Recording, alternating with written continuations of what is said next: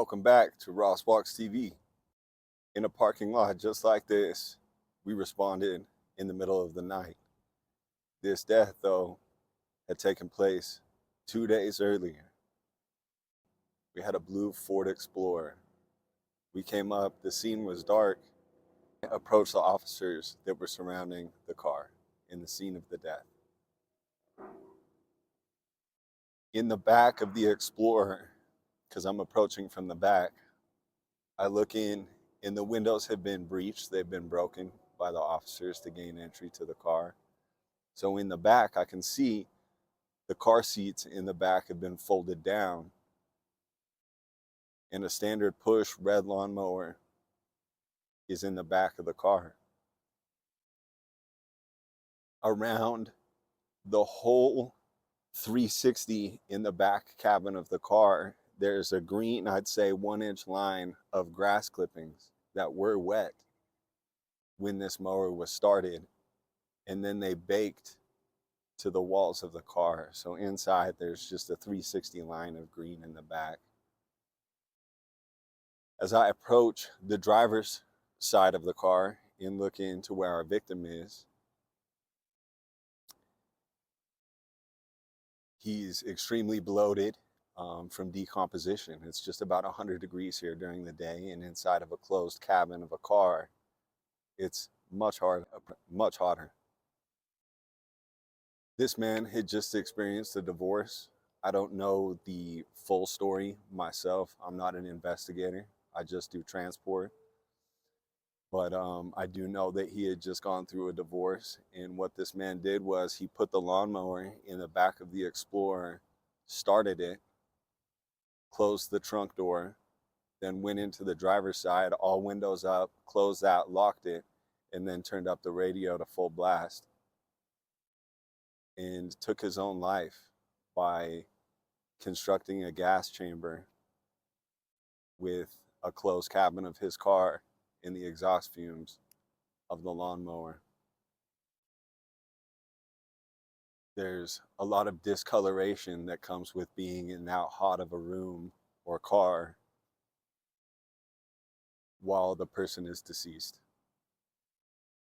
So I opened the car door, I reached over him and unclipped his seatbelt, and the smell is unimaginable. The decomposition smell coupled with the fumes of the exhaust was a different smell indeed. So I unclip his seatbelt, and I tell my partner to take risks. So I go down for ankles, and he was very solid. So I had to use some force and bring his legs up to clear the wall of the car door, bring those out first, and then my partner brings out the upper body at the same time. We have the plastic liner inside of our body bag on the ground right by our feet, and then the body bag. So we have the plastic liner to retain any fluids that our loved one may lose in transport. So once they're in the liner that's in the body bag, we'll zip the body bag, and then we have a medical examiner seal.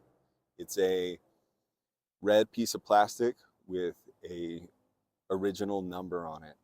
And then we will clip the zippers together, locking the bag, and then have that number with our loved one throughout the whole process.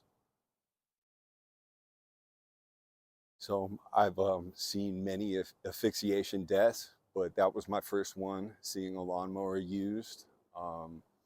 Definitely seen the classic hose run from the exhaust into the cabin of the car through the window, but never a lawnmower. So I said a prayer on the scene, and we got our loved one back to medical examiner to get as many answers as we can for the family, because that's of the highest importance. But it just makes you wonder what would lead a man to end his life in such a fashion. Come with divorce can come depression, alimony, child support, shame.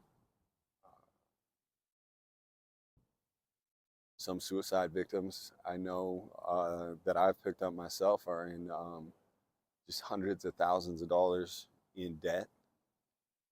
And you add three of these things, or just one, but if you add multiples of these um, unfortunate circumstances, apparently you can end up like this. Well, this gentleman did, and I'll hear some friends or even some first responders or last responders. They'll say, "I would never kill myself." When they say they would never kill themselves, I know it's just from a place of ignorance, and it's not ill-willed, but I mean, you haven't had that terminal cancer diagnosis. You haven't got the call that your family's just been killed in a car wreck. There are certain things that you don't expect to happen that can happen in this life. And they will lead you, it can lead some people to do the unimaginable.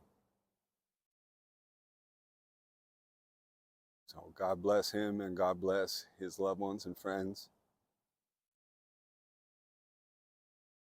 And be sure to take care of yourselves. Grace and peace.